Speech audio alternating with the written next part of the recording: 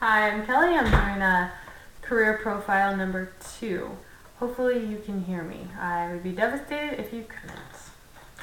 Okay, so the person I talked to was my sister, Christy. She is in school right now to become, or she's doing her internship to become a marriage and family therapist. And so she has to get 3,000 hours.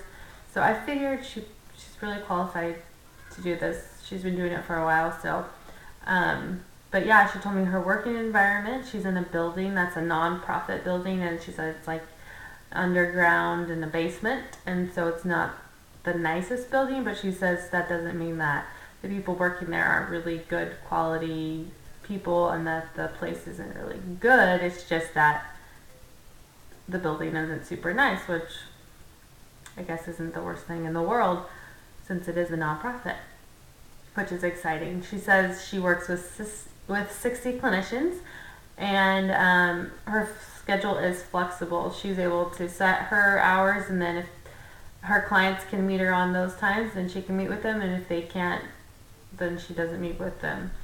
Some of her typical stressors, I asked her, what I wanted to know is if she took it home with her, because it just would probably weigh on you to know all of everyone's problems, and if you could really leave that at work. I don't know if I could do that. I don't know. It'd be hard. But she says she tries not to take it home with her, but she does do notes at home. And she says, you can only work as hard as the client is working. You can't really make them do anything, and you're not supposed to.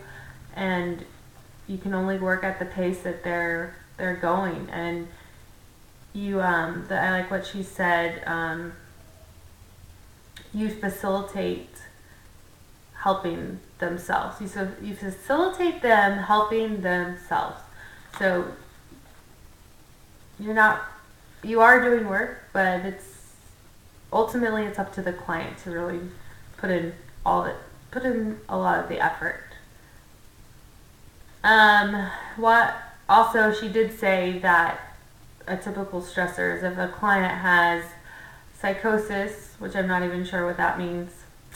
But I think I know what it means. It means like if they're in a crisis mode or, anything, they're just maybe losing it, basically. So if you work for yourself, so some of the typical benefits, if you work for yourselves, you're just not going to have benefits. I mean, you can get those from other places, but they're just not going to come out of nowhere.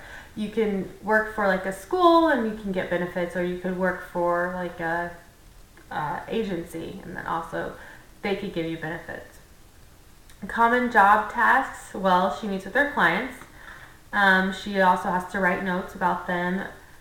She has to assess, well, is this person hurting someone, or are they thinking of killing themselves, is anyone in danger?